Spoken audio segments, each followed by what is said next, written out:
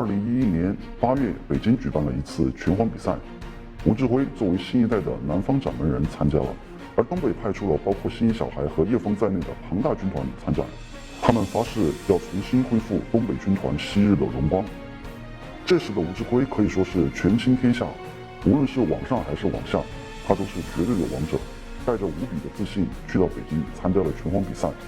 这次虽然也还有其他地区的高手参与，但历史完全没有记录其他的人，所有的焦点都集中在东北军团和吴志辉的对战上。吴志辉在此前从来没有在任何一个线下的拳皇比赛中失利，无论是福州、武汉、上海还是南京，都是以冠军的姿态全身而退。而东北军团在鼎盛时代，无论是打广西还是战南京，也都保持了不败金身。不过两强相遇一定有输有赢，至于谁能胜出，只有上天知道了。大家相遇后虽然都还表现得比较克制，但是吴志辉内心是有一股傲气的。眼前这一群人都是在网上被他挨个打服的，携着中国拳皇9期第一人的名号到这里来，只是为了给自己的辉煌战绩再增加一个头衔。而沈阳军团明显是有备而来，带着曾经中国拳皇9期第一城的基因，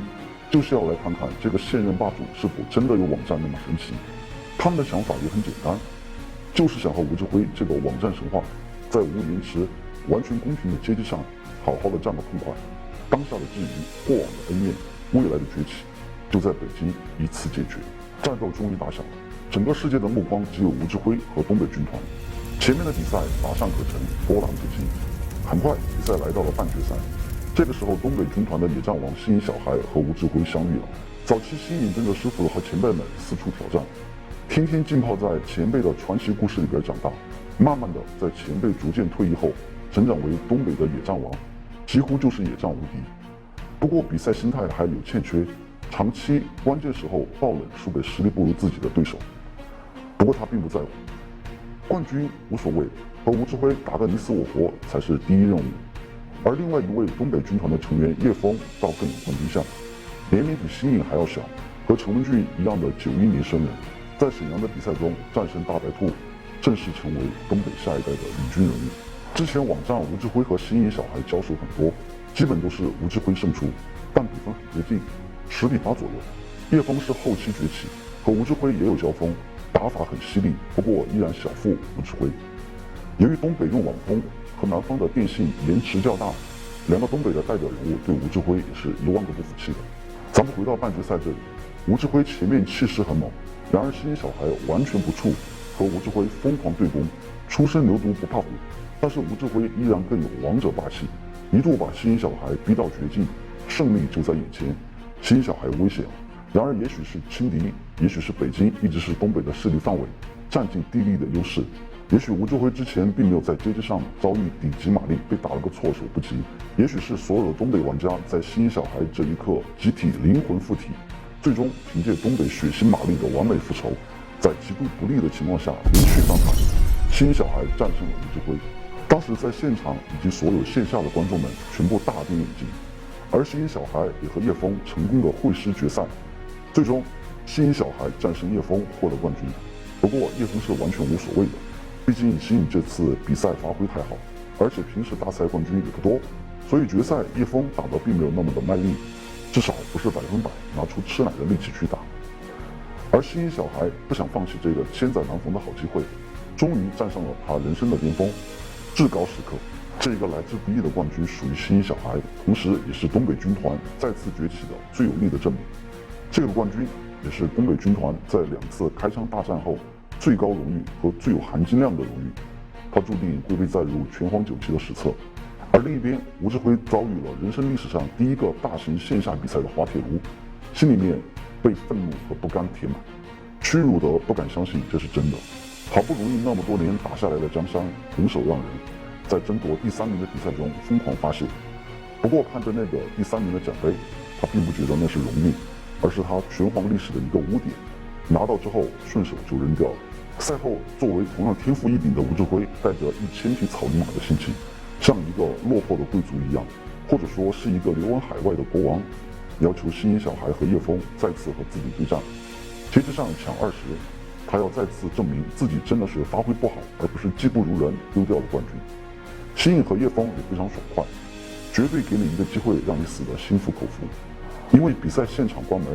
所以新颖、叶枫、吴志辉相约在另外一个街机厅进行抢20的大战。赛前，新颖对叶枫说：“我可以战胜吴志辉，你不行。我是野战王，你的实力虽然不在我之下，但是这不是比赛，野战也打不了吴志辉。”叶枫当然不服气了。作为沈阳97当前的扛把子，怎么会认为自己干不过手下败将的手下败将呢？所以就和新颖小孩打赌，自己可以战胜吴志辉，然后吴志辉分别和2位东北的玩家抢20。其实当时很多人都觉得吴志辉的比赛失利是发挥问题，实力依然是无与伦比的。还有人说吴志辉比赛失败是因为神乐没有抬头，其实并不是。而抢20偶然性很小，他们几乎不可能再次战胜吴志辉了。当所有人都认为抢20吴志辉会代表南方找回颜面时，结果却打了所有人的脸。2个抢20都输了，虽然分差并不大，也就是2-3分左右，但现实就是实实在在的输了。这在这次比赛前是完全不可想象的。以前只要吴志辉一输，绝对是后面几天的大新闻，因为当时他无敌的战绩，根本就很难想象有人可以在他前面坚挺超过30分钟。这也是当年30分钟俱乐部的由来。其实从这一战可以看出来，吴志辉最大的弱点是发挥不稳定，防守并非无懈可击，在面对马力的多头时应对方法不足。所以当年他打败南方的 KYO、秦红、陈文俊一众南方高手时，实力上还真不是毫无争议的全国第一，至少东北军团是不服的。这一战也证明了东北军团真的在当时是有实力争夺第一人的。在经历了08、09年东北的没落之后，新一代的年轻人彻底崛起了。至少这个时候，如果 TT 再次叫嚣挑战沈阳第一人的时候，不会像之前那么孱弱的东北，迟迟选不出一个人来应战。其实当时的过程很简单，广西被沈阳团灭后 ，TT 突然打通了任督二脉，一下子比赛、野战都进入了无敌状态。因此，为了一雪前耻，往上挑战沈阳，要求选出第一高手和自己对战。沈阳方面呢，要求3打3团战，而广西当时肯定是选不出3个顶级高手的。之前团战的教训在前，那么这次广西就要求只选出1个高手代表沈阳第一出来决斗。然而说白了，当时这事儿没有成型，还是因为东北没落，正处于新旧交替的时候，老一代下去了，新一代还没有完全成长起来，处在一个很尴尬的阶段。所以面对 TT 的疯狂叫嚣，也只能靠团战的方式来保全自己的胜利。其实当时的情况，东北并非没有能拿下 TT 的高手，关键点在于当时东北没有一个顶级高手有拿下 TT 的绝对实力。如果某个人代表沈阳战败了，那么对沈阳的声誉是毁灭性的打击，失败就是满盘皆输。但是新颖小孩和叶枫的崛起表明沈阳重新站起来了，至少在那个时候 ，TT 或者其他一些南方高手不敢肆无忌惮地找沈阳开枪了。即使有，沈阳也无所畏惧，改了亮剑。其实此刻的吴志辉被比赛、野战双杀，但有时候就是这样，一次失败觉得无地自容，赶紧溜之大吉，从此不再提这个过往是一种解决方式。而另外一种多次失败后，反而心态豁然开朗，觉得自己其实并不是神，也就是一个普通人而已。普通人就一定会失败，所以当吴志辉想明白这一点之后，就把自己当做一个挑战者，一步一步的重新建立自信，一步一步的站起来挑战自己。他找到新颖小孩，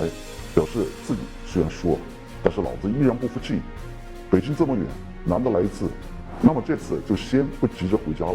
索性就走得更远一点，直捣东北军团的老巢沈阳，去看看这个地方到底还蕴藏着什么样的牛鬼神蛇。能赢固然是好事，如果输了呢，无所谓了，反正自己已经输过，就当是学习也好。新颖小孩欣然答应，可以。东北众人正在云层后面静静地看着你呢。